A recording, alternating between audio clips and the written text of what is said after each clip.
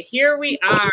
We're through technical difficulties, and we are live on March 31st with Eric Sanchez, founder of Henderson Collegiate and friend of getting on 20 years. I don't know when the exact start was, but it's pretty darn close to 20 years ago, if not there. So we had a few technical difficulties. We're starting a few minutes late, but we seem to have figured it out, and I'm hopeful that we will be able to go into what I know will be a great conversation. So welcome, Eric, and thanks for, it's so weird for me to call you Eric. Welcome, Sanchez. Happy to be here. I'm excited. Napleton. Yes, exactly. This is it. This is like your old school teacher friends is like, you just are last names, right? So it's like so weird to call people from a certain era of my life by their first name, which I love. It's near and dear to my heart. So for those of you who are joining us and don't know, I'm Beth Napleton, and I am an expert in working with leaders in mission-driven organizations to help them reach their goals.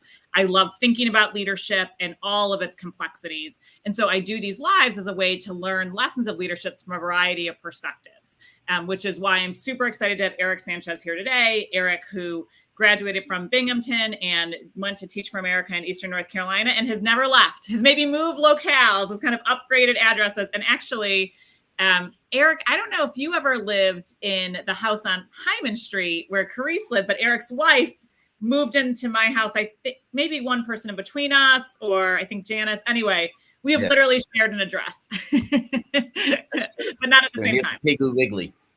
Yeah. It was right across the field from the Piggly Wiggly and right behind the post office. So, very convenient. Very convenient. Downtown Gaston, North Carolina, population 1,000. So, but you really have been incredibly committed. You taught for a number of years at your original school, went to Gaston College Prep, and then founded Henderson Collegiate with fourth graders.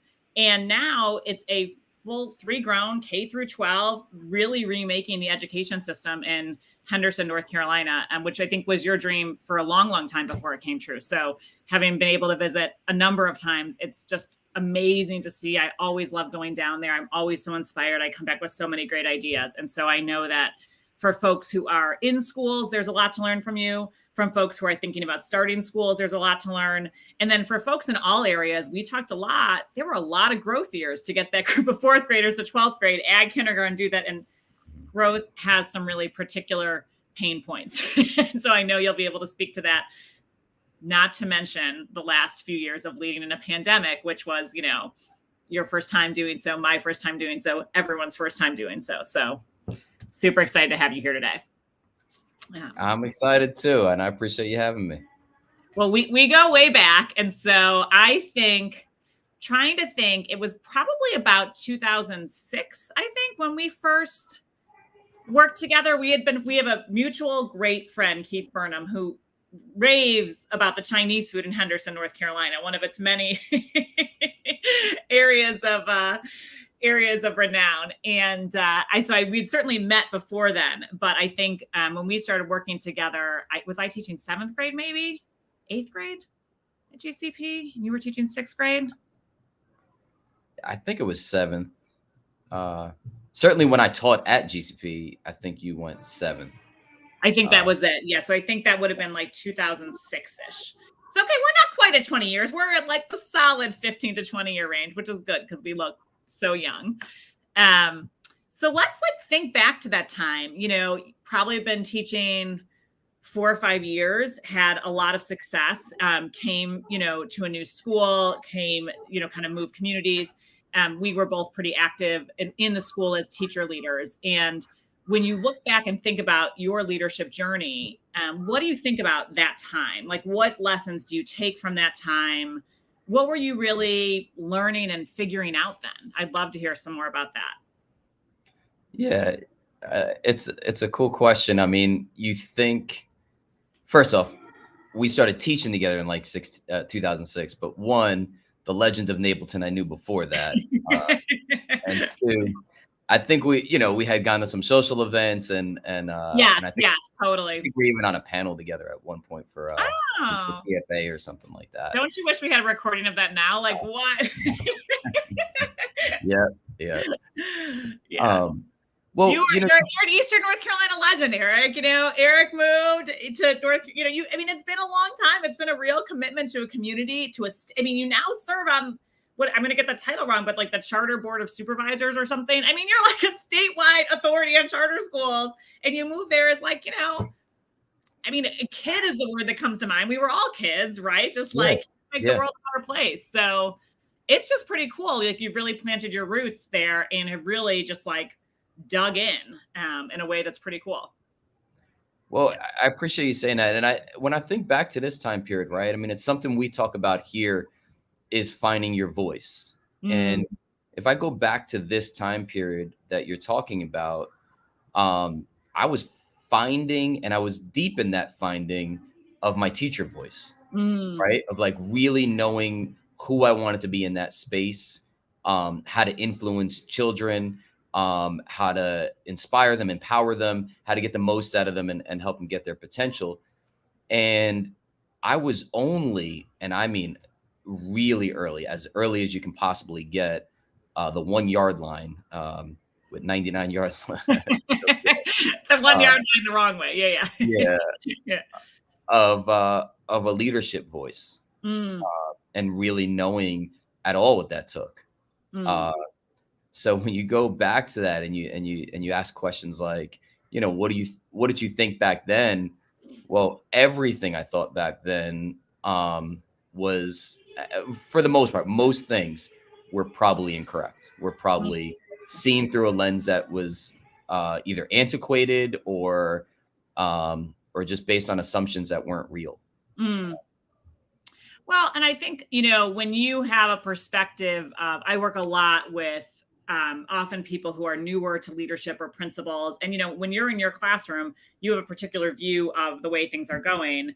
And that view changes when you then see the building. The same way I work with, you know, district leaders. And it's like, you know, you work in one school that's rocking and rolling. That doesn't mean all the schools are rocking and rolling. And so I think that perspective shift is different. I remember once Caleb, our old principal, our former principal, he's not old, but you know, I remember once he came to me and was like, oh my gosh, like, wasn't this like the craziest day? And I was like, what are you talking about? We had like a great seminar about civil rights. Like I looked at him, but even one of those days in a school, which I can now appreciate as a school leader, where things were just, you were like, is it a full moon tonight? Like what is happening? But in my little corner, it was fine. So I think it was there. And you really, you know, I think also like you were always really focused on like, I want to be just the absolute best teacher. Like you were really focused on instruction.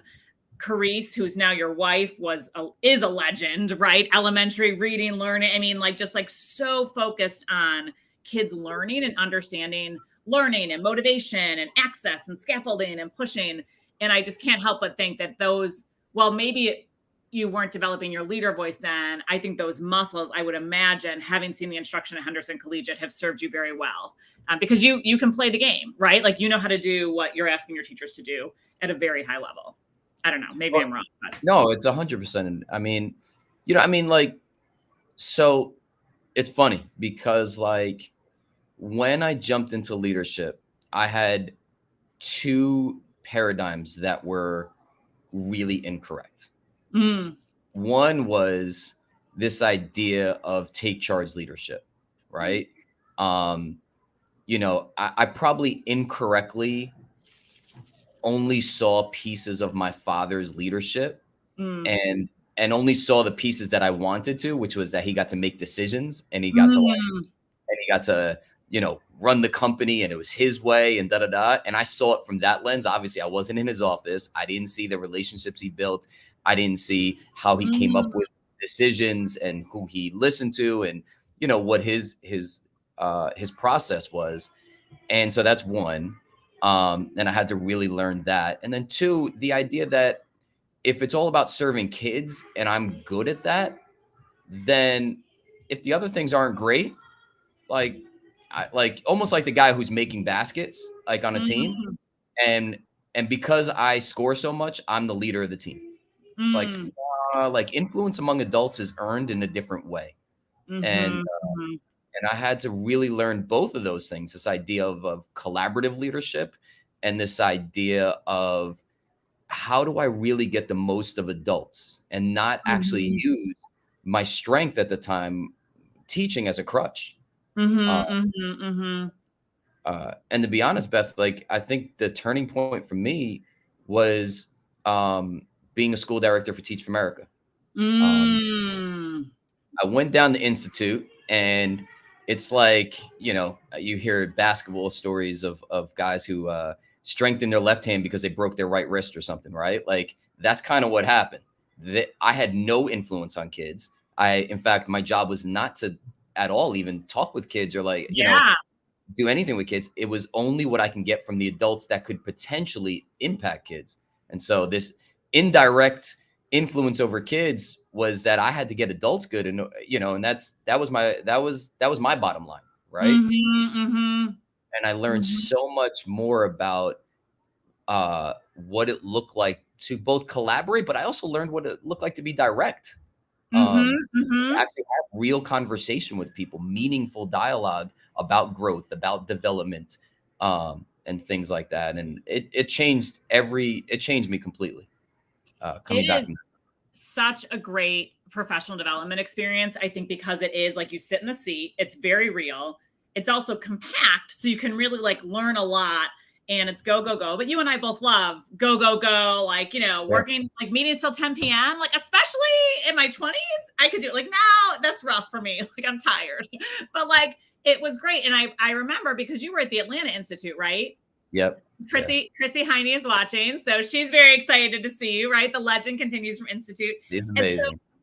it's so great because I think that directness too, that was really where I learned a lot. I still use a coaching framework that Taylor taught the other, I later led the LA Institute, and I still use this coaching framework because it was like, here is the problem, here is the impact, here's my hypothesis, what do you think? I mean, like that was a conversation that would have, like that just didn't happen before I went to Institute because it was like lots of other stuff. But like an Institute, like you got no time. I got 15 minutes and I need you to stop doing this. So let's go. Yeah. What Taylor used to say to me, she used to mention a person's name on my team, and she would say, "What is your strength?" I would say it. She would say, "What do they need to grow in?" I would say it, and she'd say, "When are you going to tell them?" Yep. And and the first time I fumbled through it and everything. By the time you get to the second or third time, you're like, boom, boom, boom. I told them yesterday.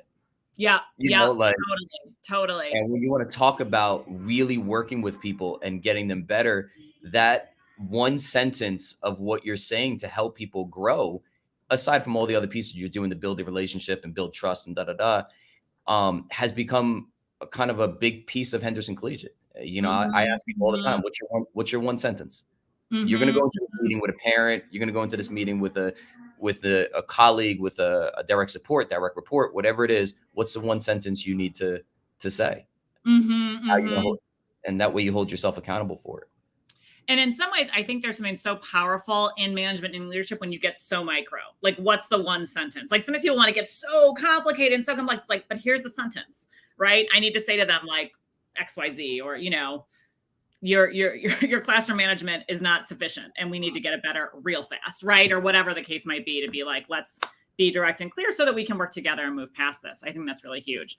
What summer were you at Institute? Not to have it be a pop quiz. 2008. 2008. That's awesome. Yeah, 2008. Yeah. And then when did you go, I know that the process, you and I both started schools that didn't involve large charter organizations. So we had some time just like on our own in the wild, writing charters, meeting people, doing stuff. When did that process start for Henderson Collegiate? I know. And then, with like writing and exploring, starting the school. Well, candidly, Kip had just decided a different route. And so like we thought it was going to go through Kip Henderson, and I believe it was 2009 that, Kip kind of declared what their strategic move was to expansion. And it was good. It was real. I understood it. I thought it was very credible. So that's when, Keith Burnham, myself, Jonathan Feinstein all got together in a Starbucks and said, can we do this independently? So it was right about then that we really started. And that was December we started talking about it, and February the 140 application that we wound up turning in was Yeah. due. Yeah. Those charter applications are no joke. No joke. And then you opened a year from that fall. Would that have been? So like you had a. Yep. Got it. 2010. Got it. Yeah. That's amazing. Well, and I think that, it's so clear to me, having never read your chart. I've read lots of charters. I've written charters, but having never read yours, yet knowing, walking into your school, like, when you describe that scene at a Starbucks, I'm like, of course, because I'm thinking about like how much like people, kids, adults, families, it's like about growth mindset. It's about get better. And it's about like extra time in reading. And it's about all these amazing things. And all of that was in the air, I'm sure, at that Starbucks table, knowing the players and knowing that. And then of course the massive project of getting it onto paper, approved, all that good stuff. But that's pretty cool. In 2010. So now almost 12 years, and thinking about I know you have a number of students that we both taught or interacted with in Gaston College Prep who are now teachers on your team, right? And some alumni. I mean, it really is very full circle. Yeah, it's amazing. It's amazing. But yeah, that Starbucks conversation was that, but it was also, and this, I give Keith so much credit for so much parts of my journey. And one of them was like him looking at us and being like, you can do this. Like, because after we saw that it wasn't going to go through a national network that was able to put these schools up around the country, it was like, can we do this? Yes, yeah. He looked at us and said, you can, and here's the things that you want to, here's a sequence for it. Aside from all the vision pieces, here's, board creation and bylaws and this and that. Here's a bunch of resources, and here's how you want to think with this. I mean, even so much as even lobbying. Because at that time there was a charter cap, and for a school to open, a school had to close, and so there was 3 closures that year, and there was 3 openings. So it's very different than right now, where 25 people aren't competing with each other. They're just us. We were all competing with one another. Right. It was like literally survival in that way. Those charter. It's so interesting because I feel like in Chicago at the time it was open season, and now there's a cap. So it's the inverse. Wow.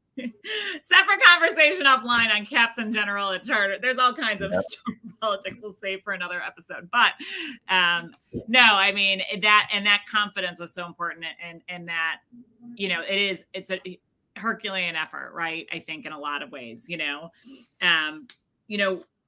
don't know if there's something that you think. People used to always ask me, like, what surprised you the most about founding a school? And I'd say, like, I just never thought about how somebody thought about the paint color in the front office, right? Like, there were all these things I knew about starting schedule and incentives and whatever. And it's like, but you walk into an office and somebody figured out the paint color, somebody figured out, the benefits of the person sitting behind the desk, how much they worked, what was their shift, when did the phones turn on and off? I'm like, there were just so many layers to it I never thought about. I'm working with a couple of founders now, and one of them just wrote me the other day, like, I feel so bad for all the people I set, all the leaders I ever critiqued for spending time away from instruction and culture, because now I understand that stuff can be just like really suck you away. And, I'm working with him to try and kind of stay in that world. But anyway, it's interesting. I don't know if anything like really surprised you about founding that you were like, I didn't expect this. I think, I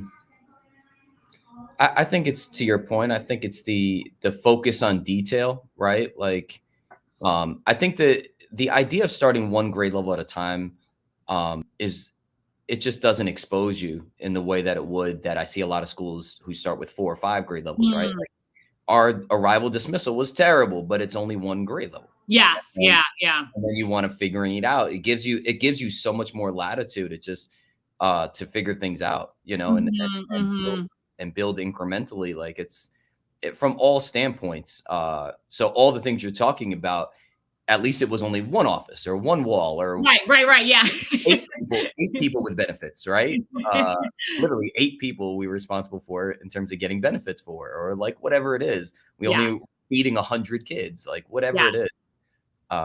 So I think, but the amount of detail that it included was just, it was amazing. And what I think I didn't realize about myself in this, and I should have, people who were around me would laugh, is how much I cared about everything. Like, that paint color mattered. Yeah. Paint color mattered to me. The the cafeteria tables mattered to me. Like every single detail of everything mattered. And I'm really methodical and I go very slow with stuff like that. So, that is also something, and I know we're going to talk about leadership, where I had to manage the people around me to not think, that I don't trust their decision making or this and that. I had to help people understand what I care about and how my process is. Yeah, yeah.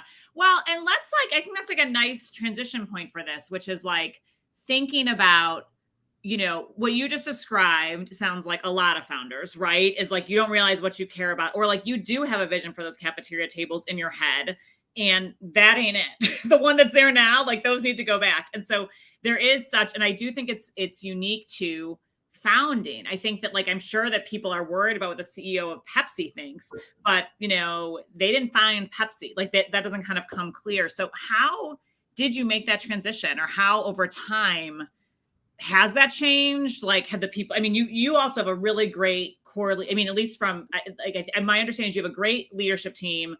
All three of your principals came up in your network. You have relationships for a long time. Henderson, when I took my team to visit the first year of my school visit, I was like, well, Henderson is definitely the city, and it's so bustling, because I've heard you talk about Henderson for so long. And we get there, I was like, this is a small town in rural America. Like, you're tight, right? Yeah. So I'd be curious, like, how did you mitigate that? Did you need to? Because then sometimes as a founder, I would think like, well, I do have this vision and like, we're going to go with this. I don't know. I'm so curious how you handle that tension. Well, it's funny because I support our high school principal right now. And not recently, I say this to him regularly, which is this idea that a big part of his job is to make sure people care about things as much as he does. And it doesn't matter if you want binders under desks or chairs, that's not going to be the first thing everybody's thinking about. But if it matters to you, then go around, for a lot, during your walkthroughs and fix binders under chairs or give whispers and people will start automatically understanding this matters, right? If it's aesthetics, if it's anything, aside from obviously the most important stuff, which again, that stuff you need to remind.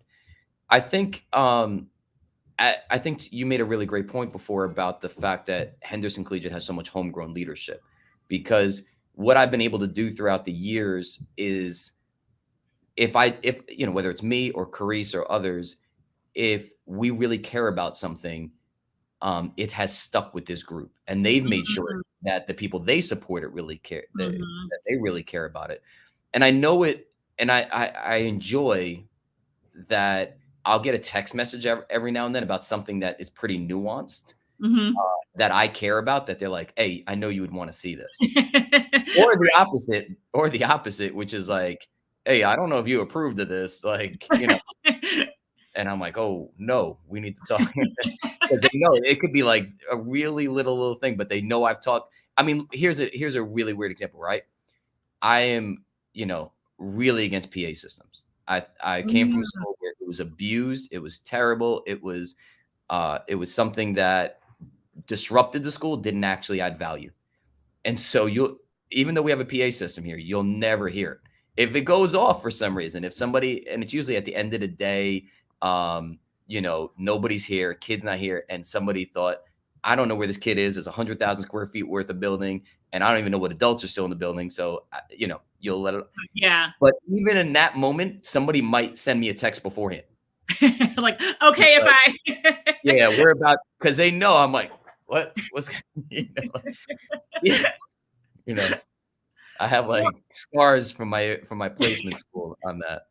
Well, and I think that's an excellent example, because the other thing that I discovered is you're bringing new people into the organization, and people come in with a sense of like, this is how schools work, right? So like schools work, like if I'm at, like in my placement school, it was like, if you had a kid who needed to come to the office, nobody came to your door. They didn't want to climb 3 flights of stairs. They just went into the PA system for that office. And so then to me, I found that often we were really working against the general understanding of how schools work to really try to be clear. Like, no, this is how our school works. Like at our school, we don't interrupt instruction. Or if we do, and someone is, they're getting dismissed for whatever, we knock on the door. And then I also had to wrestle with some of those own beliefs. Like, is this just my own baggage? And like, it should be done. Like, actually, no, this is like core to our school is like, we respect learning time and this is part of it. And so there was some stuff that kind of passed that test and some stuff that didn't. And it was like just my own particular hangups. But I found that people coming in, just like whatever level, just like had a sense of like, well, this is what schools are. Right. And it's like, in case you haven't noticed, schools aren't actually really working, particularly for low-income kids in America. So we're going to do things a little bit differently. Well, but you're mentioning such a great point there of like, this protects learning time, right? It's like when we get overly procedural, then people make wrong decisions. You know, we have to be conceptual. And like in our school, like the idea that of the classroom. And the moment they're not, the moment it's about, their convenience or the ops time or this person's time or this and that, but it's not about that teacher's time, then I think that's when things get lost. Yeah. Well, and I think what you did there is like really say like, here's the organizing principle, right? Is like, it's about what happens in these four walls. And like, that's where decision flows, which is also how you can start to manage large organizations and through layers, because like, I can't be there to answer every text or to every check-in call. Like I hire you to make this decision about the development mailer, but I need you to know that like, if this is where our North Star is, then what happens here? So how do we do that as we go through? So yeah, absolutely. It just is so interesting. So tell me about a time you learned a lesson in like a kind of smack you in the face kind of way. Just like sometimes I feel like we learn lessons slowly over time, and sometimes it's like, no, this is really here. I'd love to hear about that. Yeah. Well, I that's most of my story, right? Like is if we go back to Gaston days, but there are lots of very memorable stories best told with an adult beverage in hand, where we learned lots of lessons. but I think I really do think, and I hopefully I'm teaching my own children this, like that's life's best teacher, is to take that step, find where your cards lie, find where the lines are, find where everything, like push boundaries.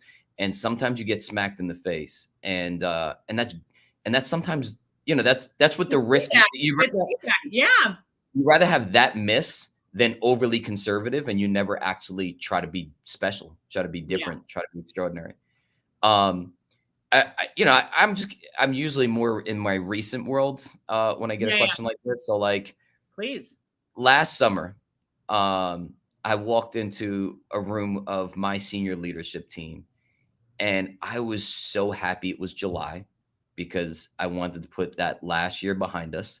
Well, let me say this better. This is 2 summers ago. This is right after the first 3 months of COVID, right? Where we all went into shut in, and then we're jumping into July and we're starting that next school year. So that's 2021.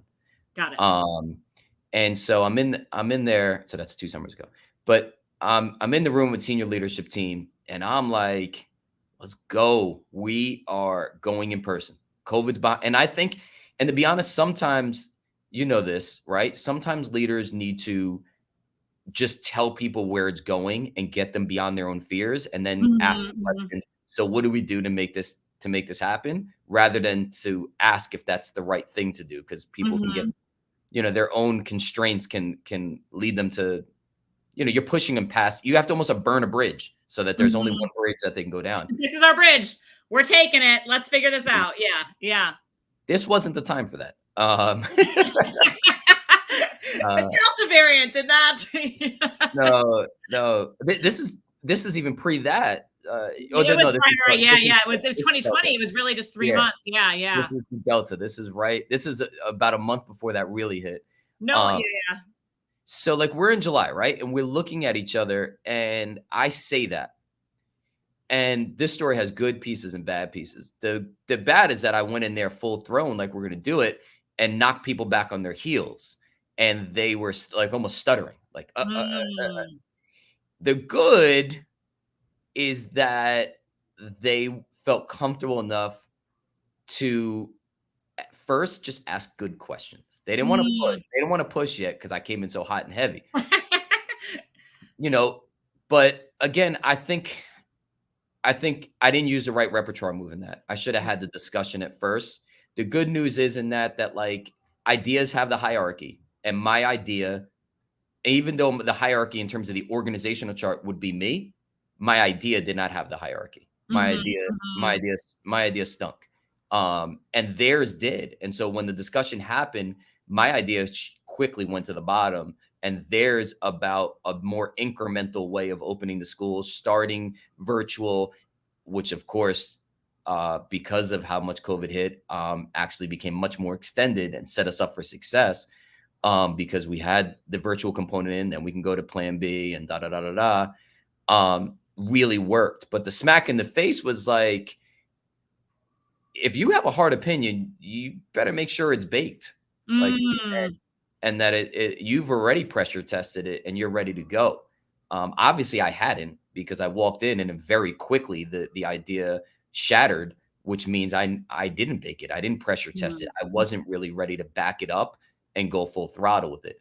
Which, if I did that regularly as a leader, you could think that people would question much more of future things when I come in hot and heavy, right? Yeah, yeah. You know, and so I'm glad I don't, but in that regard, I had to relearn a piece of like a hard opinion has to be hard.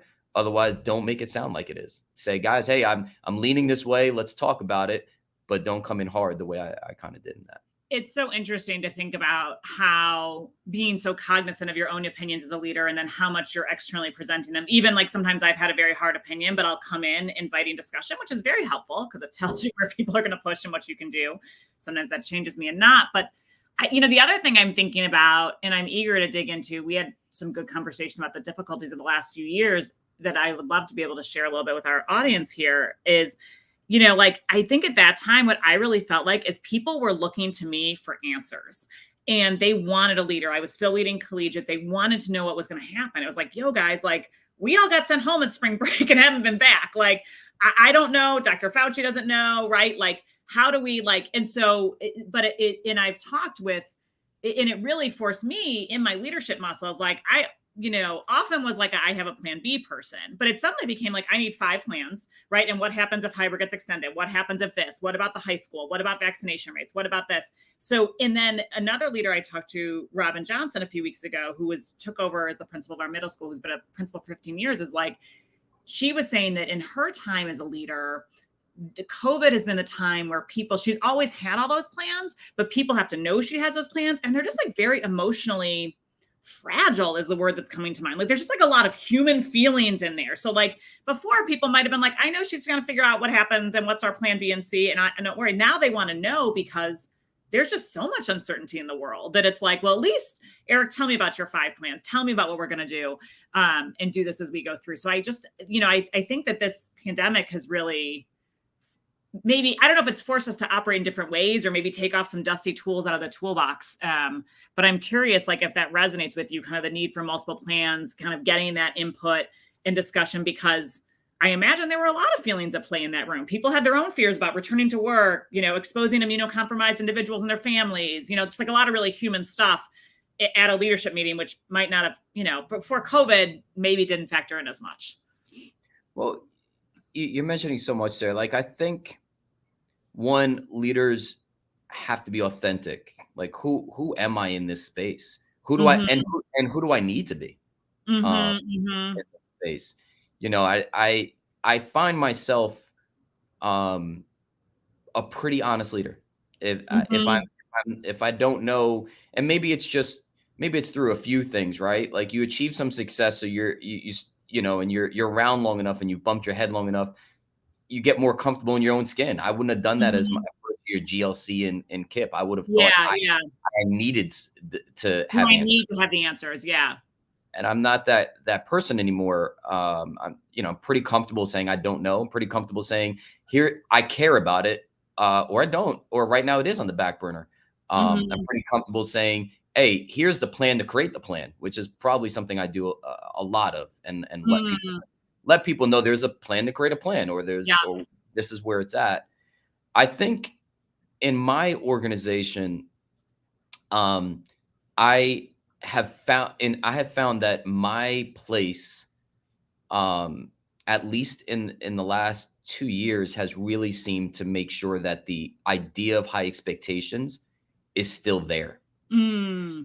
And so that's the push and pull of my team, and I depend on them to have a level of discernment when I say stuff, right? Like when I say things like, "Nah, we're gonna push past that. We're gonna still require that, or we're gonna really push people past what they're comfortable in this situation. We're gonna have pretty high expectations like we did prior."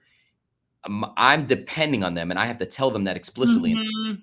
what healthy organizations do is I need you to have a level of discernment where you're willing to say, "I think you're thinking about this wrong," or "I Yeah, think you're not putting yourself yeah, in their shoes." yeah, And yeah. I need that level of candor, right?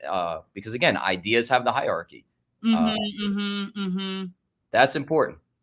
And I think that kind of as a leader, that is so important to have a team, to have that trust. Where it's like, it's the best exchange of ideas. It's honesty. It's laying it on the table. There's nothing that gets said in the hallway that wasn't said at the table because, you might be the CEO, but that doesn't mean you have all the answers. There's no like magic book you get to look in that like tells you which way to go. Right. Like, so, but we collectively can come up with much better answers always than any individual. And that Um, trust is huge, Beth, because like I lead a bunch of young DOOs right now, directors of mm, operations, and oftentimes what I say is gold. And I'm like, no, y'all need to like, right, right. we sent this parent letter out last week. It's not a huge blemish thing, but it was something that the high school team, or namely the operations team, noticed that there was something I was saying we were going to do that we hadn't planned on yet. Mm. It's not the hugest deal, but at the same time, I would have loved for her to be like, "Hey, you sure you want to put this? We Right. haven't, you Should we know." just yeah, exactly. And because she's relatively new to the organization and this and that, it comes across as like, "Oh, Eric said it. See, it's good." Right, I'm like, right. I was under the impression that they had this. I was writing what they had already agreed to, Yeah, and obviously I hadn't. So that's why you need that in front. And then I went to her and just really helping her understand, like, again, push, discern, question. Like yes, these are things yes. that make us better. Yeah. Uh, It's so interesting. And that to me is, we kind of been talking about founding through this, but that to me is very much, and maybe it is a leader issue, period. I mean, I think about leading the LA Institute team. Beth said this, that's the thing, but like, especially founding, it was like, Moses came down and proclaimed this. It's like, no, no, no, no, no. I am a human. I like had this idea in my head, but I forgot that we changed it, or I missed that meeting where you did this. And so I think that, like, that Eric said this, like, you almost have to actively work as a founder to be like you just did, time out. Like, just because that, you got to push back. You got to say this, like, you are most proximate to the high school operations. I am not. And I need your expertise there to guide me. But that to me is like a founder issue, I think. Even more, maybe it's always with all leaders, but I think especially founders, people are like, I mean, this guy started the school when it was there was a field and now it's here. And it's like, that's true. It does not mean that I have this detail exactly right. Right. yeah, yeah. Yeah, I love the idea of, I got that from Steve Jobs, the idea of ideas have the hierarchy, but I also love the Brene Brown, like the, the pursuit of right, not the pursuit of being right. Yes. I think that's Yes. these are the real things that healthy organizations practice, that builds vulnerability-based trust, that really helps teams move things in the right direction. And when we're doing it right, and we don't always, when we're doing it right, that type of dialogue is just front and foremost in our debates, our conversations, our decision making. Yeah. Uh, so. Yeah, I love hearing you quote Brene Brown. I would not have pegged that, but you are a voracious leadership book reader, so I should not be surprised. I feel like you always have the hot picks. Whenever I go to Henderson, I'm always looking at your shelf, writing down titles. You got the list, I really wish I read more. I just internalize things, and when I grab onto them, I'm like obsessive about it. Yes, yeah. They become a part of your like They tool. they they do, and when I do read, I annotate every aspect of the book. I create my own table of contents in the front of the book for like every EU, everything I want to remember, everything I want to go back to, because I know it's going to show up in some training or some inspirational Yeah, piece. yeah, yeah. And as a result, it just is That's why I don't really do books on tape as much, because I don't internalize it to the same level. It's harder to have that same sense. I mean, that's amazing. I was an ELA teacher for many years. I never wrote my own table of contents. It's nuts.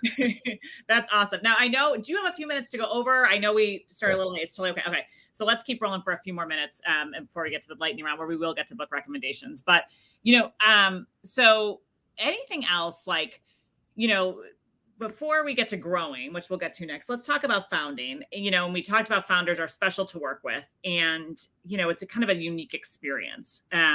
Is there anything else, advice you have for working with founders, or things you're thinking about for people out there who maybe are thinking about starting something, maybe have started something, are in the midst of this growing time?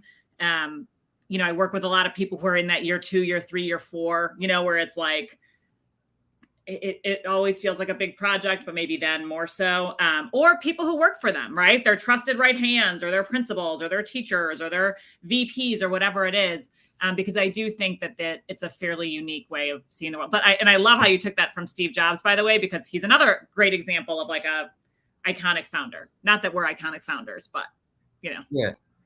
Well, there's a lot there that you just said. I know. Sorry, Sanchez, you and I know this could be like a 4-hour conversation at like a Mexican restaurant till we close. It's like trying to condense it and like squeeze it all in. Well, I'll start from the thought process of founding, right? Like the idea of before it's founded, before it starts. I think you and I have this in common, and sitting on the advisory board, I see a lot of the opposite. And it doesn't mean you can't do it this way, but I like what you and I did, which is it started with the instructional leader. I see so many times it starts with a board that has no instructional experience or anything like that. And they write these charters that have every buzzword you can think of: STEM, project-based learning, blah, blah, blah, blah, blah, a bunch of stuff. And then they then try to find a leader who can implement that. And it just feels like the identity is created by a Beth Napleton, by an Eric and Carice Sanchez, who say, this is who we are. This is who we're not. This is what this is. And I would say in the other place that is like, be the best at something. Don't be decent at everything. Like that STEM is this and that. And we're, nowadays, I mean, I'll read diluted, it's like, but what do you do? Do you do STEM well? Do you do project learning well? Do you do master, whatever, but yeah. It's such a big deal, right? And so when you start with these instructional leaders who decide to do this, then they intentionally surround themselves with people who believe in that. And think about how that structurally sets itself up, right? Whether it's Caleb Dolan and Tammy Sutton, Beth Napleton, Eric Sanchez, Keeper, whoever it is, like they then recruit the board, right? And then that board believes in that vision and that mission, to the core. And so you're really setting up a foundation. And what I believe is the best way to do it in order to support that founder and what they're trying to bring to that community. And I think the other thing about that is like, it's the same thing I believe with staff, is like, find great people, not great resumes, and I know as a board, you want a diverse board and you want different, that'll come, like, get good people who are going to work, people who care, people who believe. I mean, a story we have, I mean, we've had a history of great board members in 12 years. We literally have one that wasn't great. And that person brought financial expertise. They were brought on for that purpose, not because they actually believed in the way, and we found out later, they believe in the way they need to. And that comes out at some point. It comes out that you don't believe in the same way. And fortunately, I surrounded myself with a great board that helped the person, transition off because they didn't believe in the same way. I mean, that's our founding board. So that's 11 years ago, whatever. But I think that was an important reiteration of what I'm saying, is like, people who really believe. There are people who were part of that founding board, or people who supported our founding board, who are still part of the school now because they believed. They don't have to, it's for no other reason that they believe, including our board chair, who's amazing. And she was one of our first donors and then became on board and then became our board chair.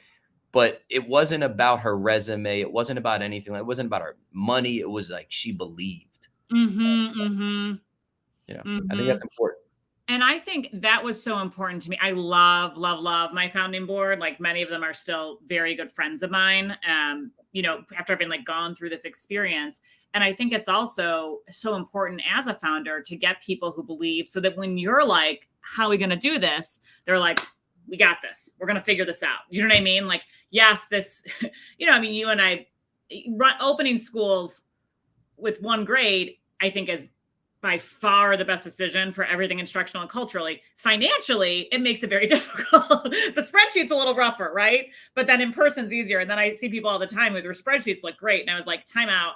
If you open with 5 grades, unless like you got the A team in there, and even if you get the A team, I think it's going to be really messy, right? And so let's think about not what looks good on spreadsheet, what looks good with humans and kids, and then we'll make the spreadsheets work. But I think that is really, really important. And it's interesting because your perspective on founding, I'm sure, is so informed by what you do see. I mean, you're reviewing applications or kind of seeing how new places are coming to be or new proposed communities. And so that's interesting that adds an interesting perspective that must like be some throwbacks for you too, in some ways, It is. I mean, I'll turn to a board who writes a charter that is just so elaborate, has so many pieces.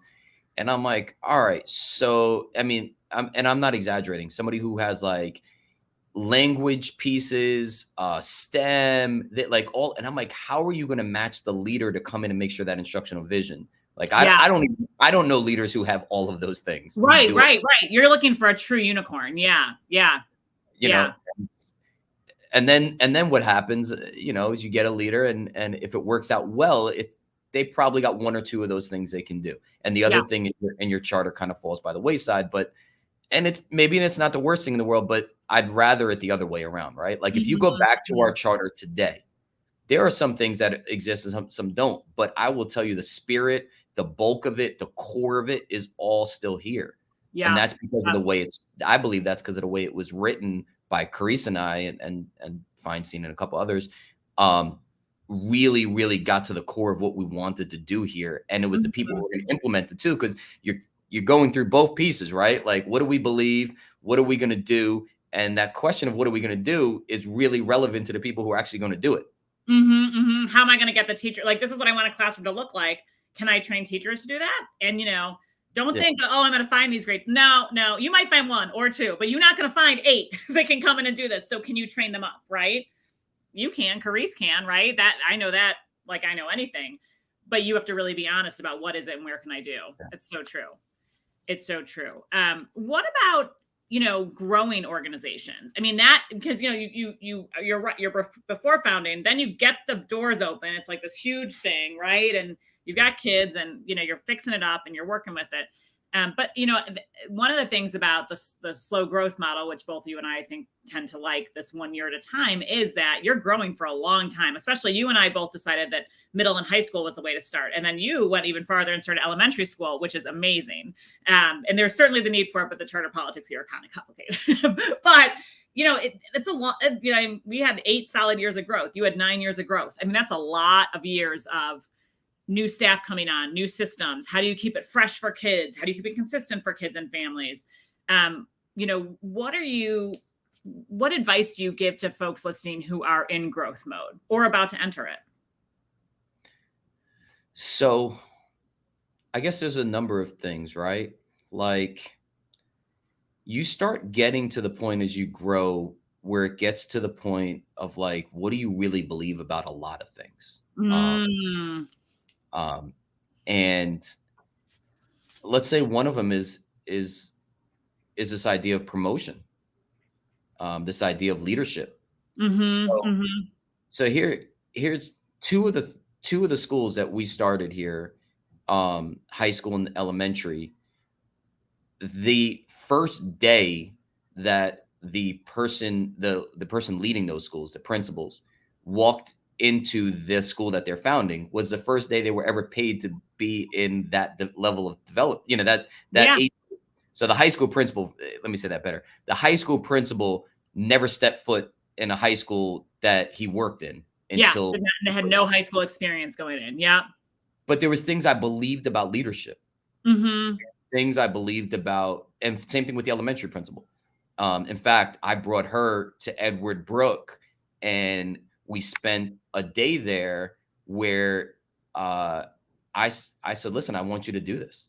Like, I want you to Mm. lead an elementary school. At first, I told her that in North Carolina, and she looked at me like I was nuts. And I was like, we're going to take a trip, and we're just going to dream big. And when she got there and she just kind of saw it, it started feeling like something she can do and something she'd get excited about.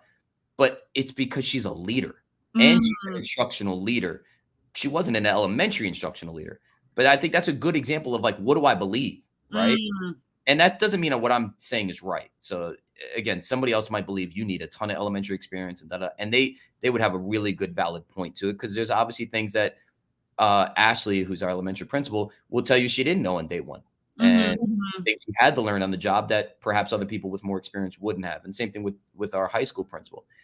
But there was things I believed. I'd say the other really, really, really big thing, and I can't say that, I learned so much from Gaston of what I wanted to do, but I also got a chance to learn about things that they were bumping their head. They were the pioneer, right? And that's what, Caleb used to talk all the time that, the next generation, the next grade level, the next pride, the next teacher should be better than the other one, right? We should always get better and grow. So we got the chance to stand on those shoulders, right? And see further than other people because we stood on the shoulders of Gaston. And one thing I learned about was really how to keep franchise players, right? My best people, I needed to tell early, very early, that I want them to be here. I have a vision for them. I want them to be part of this. They're important. And Gaston lost a lot of talent throughout the years. And I think they learned from it. I mean, if they had come after us, they would have learned a million things of when we bumped in our head. Right. I think the core of that team now is amazing and what they're doing. They were here the other day too, doing, it's just a really good group of people. But they had to learn from that, right? How do you keep Eric? How do you keep Beth? And maybe you can. Some instances you can, some instances you can't. Right. You keep, Drake, Felter, Burnham, whoever it is, right? All of these different people. And I think we've done a pretty amazing job of keeping those people. So when you grow, if you really want to keep your DNA, you got to have people who have the DNA. Yeah. We've been able to keep those people. So now when we get hit by COVID or when we get hit by great resignations or whatever it is, this core group, holds the fort down and still tells the stories, still speaks, who we are into existence and really holds us through these storms. And also when we're in good times, they're the ones who push the flywheel further. And there's something so rewarding, there's something so rewarding about working hard with others, like towards a goal, right? Like I just think, and I hear that coming out. I don't know if you've ever done the Gallup Strengths Finder assessment, like in part of my role, I do that. And I have a relator in my top 5, which is like basically enjoys working with friends towards a goal. Like, and it's like, I think about all my friends from every school I've worked at, everyone's like, who am I? It's like, oh, people I was like, let's plan a trip to DC for 3rd graders. Let's plan this, it's so gratifying. And organizationally, it's also so strategic because it just is, that's what you need. As the organization grows, you guys have done a really, really wonderful job of that. Any other kind of, before we get to the lightning round of recommendations, like any words of wisdom, things on your mind, what would you share? So, I'll just tell you, I guess a couple things, right? Like when we think, let's just think of this time period right now, right? I think one of the problems that I see in certain places is and I said this before, we're not testing boundaries. We're not, what was so cool about starting Henderson Collegiate was people told me I was crazy. They told me it can't exist, all this type of stuff, right? There's a lot of great stories and stuff that I've used when I've spoken, but we didn't care. Like nobody was going to tell us where the line was. We were just going to keep going. And I think maybe it's COVID. Maybe there's other elements just during these 2 years. But people are starting to forget that, you need to keep pushing because mediocrity is trying to find its way in every day. Good is the enemy of great. It's all real. All that stuff is real. And if you're not constantly, pushing expectations and pushing forward, and I think that the misconception of that is like do more, right? Like it's like back in the day, Beth, right? Like we were there, just work harder. Just yeah. Time was, was infinite. Stay till midnight. 10 o'clock didn't do it, stay till midnight. I mean, it was like, right. Yeah. But Henderson Collegiate has the same GCP stories of ending school at 5, doing tutoring till 6, and then Beyonce and fast food 7:30 to 10 as we figure out the next day. Yeah. Right? Like, but that's not the case anymore. And that evolution is fine. Evolution is fine, but decreasing expectations isn't. Right. So like, when we got to January and everything in this country was about, keeping teachers and bagels and bonuses and all of that stuff. It's all real. Bagels and bonuses are great. I just want to say that. But we went an opposite route. We were like, we want you to engage in the work more. And that's what we want to talk about. We want to talk about how to get better, more satisfaction, more joy from the work. And so instead of the teams coming around and being in circles and saying, well, how do we make people feel good? Should we do a social event on Friday? That's important. That should be there. Should we give bonuses? That's important. That should be there. But I want the conversation to be like, how do we get people to love their job? Yeah. How do we get them to really? And so that's what I mean by like, nobody wanted to talk about that. Everybody wanted to talk about like teaching is so hard. We should tell people that all the time. And we should do all these supplemental things. So that's not going to get them to enjoy their work. Right. That's not gonna get them. You don't wake up in the morning and think, hey, the next 10 hours are okay because I got bagels coming. Right. Or the next, you know what I mean? Like you wake up in the morning because you think of like, oh man, I could run an amazing class and like, I love teaching and I love reaching kids and like all of that piece. Feel effective. I mean, that is the number one. You want to talk about job satisfaction. Do you feel effective in your job, right? Because if you don't, you are not going to be satisfied. And there's a period of time where you expect you won't be good, but that's a limited time, right? And so, yes, like you're right. The bagel is not going to like, what should I do? Yeah. Am I going to stay at Henderson Collegiate? They got great bagels there. Right? Exactly. Yeah. And then the leaders are like, well, what about donuts? What? No. And it's not like, I do think it's brought up a really important conversation societally about how teachers are underpaid, which has been the case for a long, long time. And so we should focus on that. However, like no single school or network is going to be able to solve that problem, right? That comes through tax revenue and all kinds of things. And so in the meantime, how do we help people hang on until maybe we make some societal progress in that way? Because, bills are also real too, right? So you got to pay your bills, you got to be compensated. But if you feel good at your job and you love it and you're in that zone of development, I think that goes so far. I mean, a good example of that is, we've always attached ourselves to the highest paying district in North Carolina. So that way, competitively, we're always there, right? But I remember when I started recruiting for the school, and I'm since kind of out of that. But when I was recruiting and hiring and doing all of that in the middle school, I remember sitting down with people and on their recruitment visits and all of that. I've never had one time, and I hired tons and tons of people, talk about money.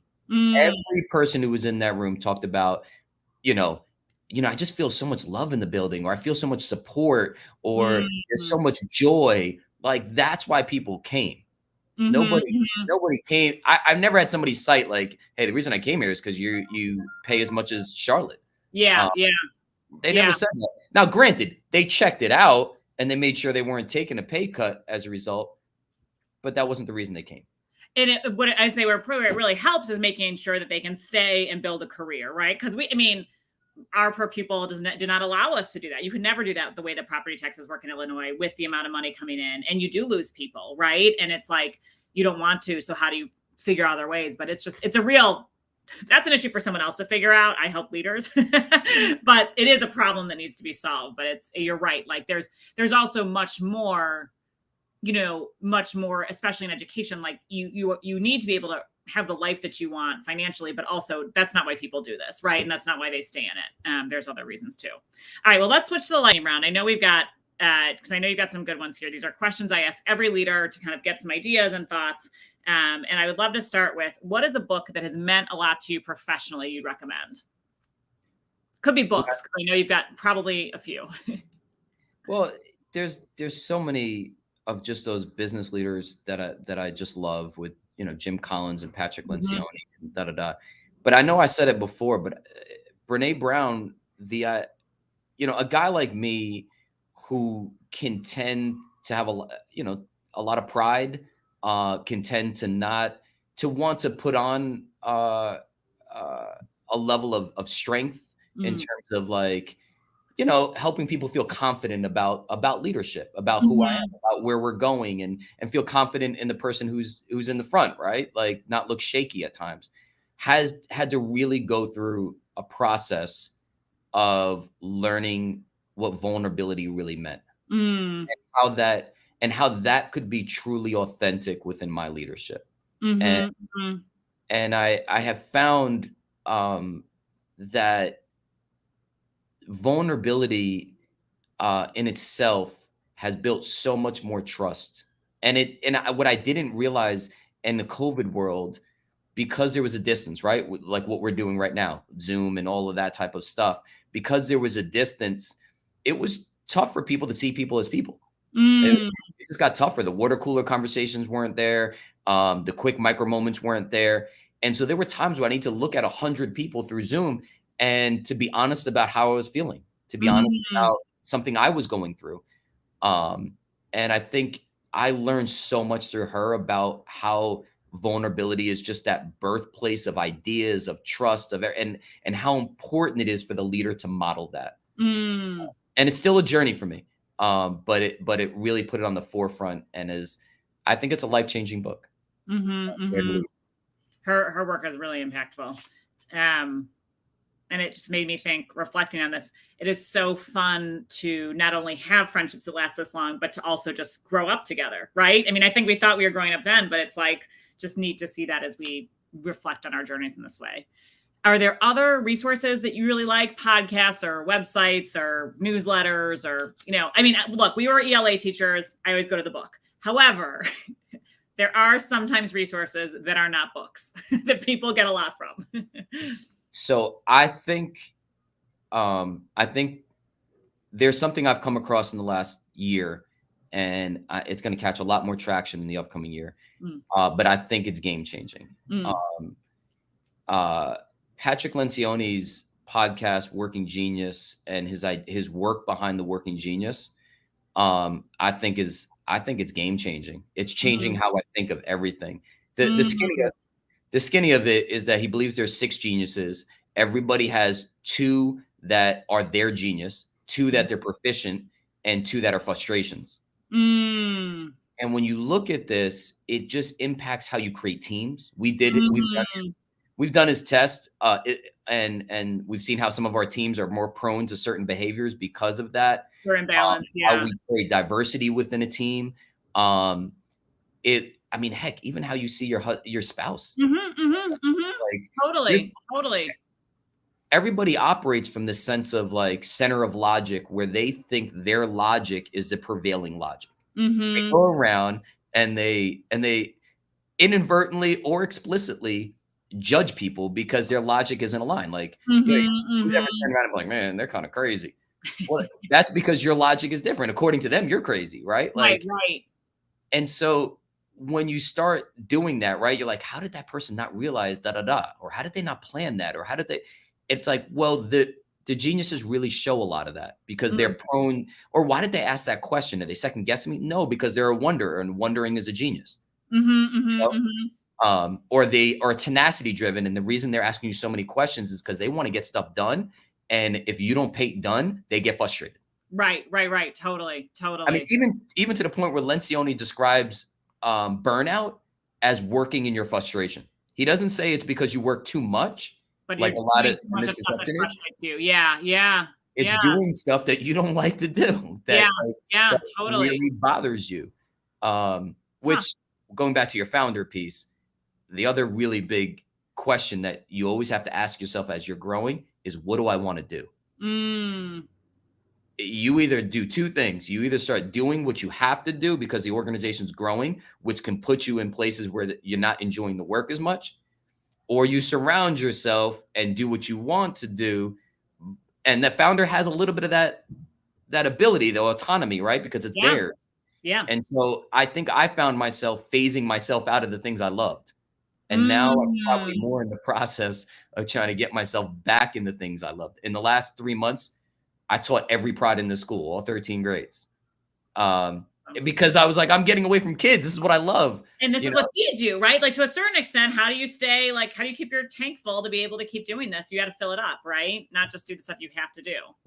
Definitely worth you and your audience checking out. I think it's game changing. I really do. I love a good personality. Like, it sounds like, you know, personality test might be reductive for what it is, but like those working styles, those pieces, I think that those are so helpful for teams to work on and to see and have that common language and just to prompt that reflection. So I'm really excited. I have not heard of this, and I do love Lencioni. You often tip me out to the newest Lencioni book, and then I always get it and read it. And well, remember too, we're all hiring people in a lot of ways based on our own values. What we see the world. Yes. Yeah. Who we are. It's you know, when you suddenly turn around to your group of friends and you have 30 things in common with them, it's like, it's no surprise, right? Right. And that's how you're thinking when you're across the table with somebody as you're interviewing. And, you know, you can turn around and have accidental values really easily and not realize that, like, you value so much getting stuff done that you've hired a bunch of tenacity driven people. Or Caleb Dolan was one of the more big picture people I've, love being up there. You know, he's going to turn around with a bunch of big picture people and nobody gets anything done. You know, like, yeah. You know, we had great conversations. Yeah. Right. So how do you make sure that those different elements are in your organization, in your teams, so you're getting things done? You have somebody who can create, you have somebody who can galvanize, you know, all of that. These are some of the geniuses. So like all of that. Together. Yeah, totally. That sounds awesome. Tell us about mentors, either some you know personally, and then also I was thinking about like mentors from afar that like you admire, but maybe you haven't met and you learn a lot about leadership from. So we've mentioned Caleb a bunch. I have to attribute a lot to what I've learned based on just being there. I mean, he lifted my bar in every regards, right? He lifted my bar as an educator. He lifted my bar as a leader.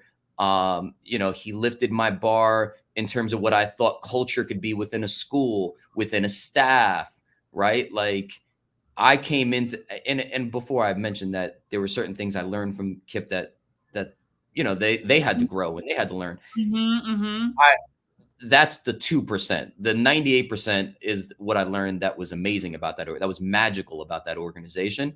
And I have to attribute that through Caleb. I mean, he challenged me, he pushed me, he never let me settle for what at that time were personal challenges I need to overcome in terms of paradigms I had, pieces thought I had. And he did so in a way that, to be honest, is a little different of a style. It wasn't confrontational of it. He just kept showing me the end in mind in one way or another and being like, get there. You know? Just kept challenging me, whether it was to teach 7th grade writing or to have a better culture among my team, or to push kids in a certain direction. You know, Caleb, funny story with Caleb, right? I'm in the middle of a pride time, 100 kids. And I said something that to this day I regret, and anybody in this place would laugh at because they know how much I believe in this. But this is also because Caleb. I said we were doing some candy fundraiser or something over there, and some chocolate bar stuff, and I said, if whoever does X, I forgot what it was, I'm gonna buy one of these candy bars and give it to you. And Caleb came out of the blue. I don't even know where he was. Raised both his hands. I called on him. And this style like this, yeah. For those. Which again tells you how much his leadership is, right? He could have waited. He could have just disagreed with me in front of everybody. He could have done a million things, and he found the most clever way. He raised his hand. He goes, "Mrs. Sanchez, why are you joking with these kids? You know, we know they're not." I forgot what he said. He's some lab rat or whatever, that they need some type of candy to be good or to do their stuff. These kids are self-motivated. Why are you joking with them, Mr. Sanchez? Stop playing with these kids. I was like, oh my God. That's some real-time coaching right there, right? You're like, and but it challenged me to be better. And a lot of the beliefs I have around culture, around kids, around all of that I got from him and that school that was that is so magical, and I learned so much from. Totally. Can I mention one other? Yeah, totally. I gotta shout out Paul Bambrick, man. Paul Bambrick. I don't know him as well as I know Caleb, but I've got to spend a lot of time with him in the last couple of years, and even just a month ago. And the thought process he has towards building instruction, towards building leaders, the validation he has for people, how he sees instructional leadership, how he sees building an organization, how he sees things in such a conceptual way. Yes. Has just helped me be a lot better leader, but even a better parent. We've spent a ton of time. He has amazing kids, and we spent a ton of time talking about parenting that I've brought back to my home and thought about. So there's so many things that I've learned from him, mixed with the fact that, Julie Jackson and probably Paul Bambrick are probably in terms of PD, I probably are the two best I've seen out there. They're amazing. And Paul, Julie is so dynamic. And then Paul, I think that taking that conceptual and translating into like some very bite-sized ways and understanding where the mosaic fits together. It's also so nice to be a learner. Like, I think sometimes when you're a leader, it's like those moments might be a little more rare than, and it's like, well, that's the case. Maybe it's time to go back for more. Right. Yeah. Those are good ones. It's genius. Those are great. And then is there anything in life, I feel like I know what you might say, or at least I know one thing you're loving in your life right now, but anything you're just really loving, you're really enjoying, it's really good for you right now. So, this has been a tough road back, right? This idea from COVID and like getting kids learning. We got, there's only 2 times in this organization where we've taken such a dip in terms of student achievement. One was when Common Core came. And then the other one was last year. And when I look at the correlation between getting kids in the building, because even in January, Omicron, we weren't getting kids in the building, and our second quarter data was terrible. But I look at the correlation between getting kids in the building and, letting our instructional leaders and our instructional team really push data. I'm seeing it. Like, we just had IAs this week, and I just keep getting awesome texts of just this grew this much and this grew that much. Oh, that's awesome. And it's not there. I'm not trying to like give people the understanding that in 2 months when we take tests that we're going to be back, but it's the power of the teacher, right? If anything's been reiterated in these last 2 years is the power of the teacher and that in-person learning and how big it is. Machines aren't going to take over. Virtual learning, directed learning, supplemental, but not the answer. Being in front and the fact that 90% of communication through body language, the fact that getting that room the way we want is so important. Is really the strides are starting to happen. Which the flywheel is starting to move. It's not not there yet, but it's starting to move. Oh, that's awesome. That's awesome. That and Duke basketball, Beth. I was gonna say that's what I was gonna say. Duke's in the Final Four. And playing UNC that is like it's pretty awesome. So I know, and I will be there. Hey, treat yourself, right? I'm going to the game. I will be at the game, and I'll either be celebrating for a long time, or Beth will have to get on a call. You can provide me with some therapy. A little therapeutic, exactly. But you know what? And it's funny because I'm actually doing this weekend, I'm doing like a coaching related promotion, which I never have done before, but it's like Final Four, 4 months of coaching, whatever, for the price of 3. But I was like, truly, I believe this, like even making it to the Final Four is such an accomplishment, right? I'm not going to say you still don't want to win. I know it's like, go hard, go in, but you just got to revel in that moment, right? Like where it's like, wow. And Coach K, especially, his final season, there's just so much to reflect on. Like, to me, that's been such an inspirational part of this March Madness is thinking about, the impact of 41 years. It's unbelievable. And well, I do think, and I know people like throw up or they love it when you talk about Duke and Coach K, but take all that aside and see a person who's done this for over 4 decades and how he's had to evolve. Where in a critical game, which could have been his last, his team comes down and says, "Coach, we want to switch defenses," with 2 minutes left in the game. That coach would not have done that 10 years ago. When you see him, when he tells you that he went into halftime really upset at his team's performance. But his new thing is he doesn't even go in there and start hollering out anything. He sits down with his team and says, guys, what are you thinking? He would never have done that 15 years ago. And I really do think this idea of keep the core but stimulate progress, this idea of like evolve over time. These 22-year-olds nowadays that we're hiring, 24-year-olds, 25-year-olds, are different than they were 7, 8 years ago. And if we don't evolve to really understand their stories, their piece, and be able to respond to them effectively, Bobby Knight, who is Coach K's, mentor, he phased himself out because he didn't evolve. Coach K did. Coach K did, and his success shows it. I mean, he's in the Final Four, like you're saying, in his 42nd year of coaching. I mean, it's where, and it's also where, and it's funny because I'm not a huge, like, it's not the sports for me, it's the story that like is what I love about it, right? And it's like, but it's also like, this is where Coach K like meets Brene Brown, right? That's vulnerability, is like walking at halftime and saying, what do you guys think, right? And opening yourself up and saying, and listening, like the act of listening in itself doesn't always come naturally to us. And it is, I don't know, I just think there's so much there. So if people really like, just listen to his press conferences recently, and you will learn so much about leadership. When he talks about every single learning opportunity out there should be about helping people cross the bridge. That's what he says. And that means reaching the next level of their potential. I mean, it sounds cliche, but it makes sense, right? If we're not sitting there thinking, how do I get somebody past where they are, past where they think is possible? Yeah. Why are we there? Why are we here? Yeah. We're just gonna coddle. We're just gonna coddle each other and let you just be who you are and not let you really push yourself and get to your next level. Why are we here? Why are we around? I mean, I think that, Eric, I always take notes and then I put them in the blog that'll come out in a few weeks in the podcast. I've got like a page full of them, of all the like inspirational, like, sayings and one pagers and things to investigate. I just always enjoy this so much. And it has been such a pleasure to have you here. It really has been so great. So thank you so much to everyone who's watched us live or watches the replay. If you're interested in learning more, my website is up, bethnapleton.com. I have a newsletter there that is, spoiler alert, going to start having some more of these gems parsed out as well. And if you're thinking about how do I grow my organization, or you guys make this sound, like this is really doable, you can go to my website and book a call as well. So I'd love to talk with people. Follow me on social and all that stuff, weird stuff. But I feel like these leadership gems are so important, and you need to be able to feed that tank, and you need to be able to go, because this is hard work. I mean, growing an organization, starting a school, this is hard stuff. And it's so important because I think, look, you're teaching in a school alongside some kids that you met for the first time as fifth graders. They're your colleagues now. I mean, this is real, progress and really impactful work.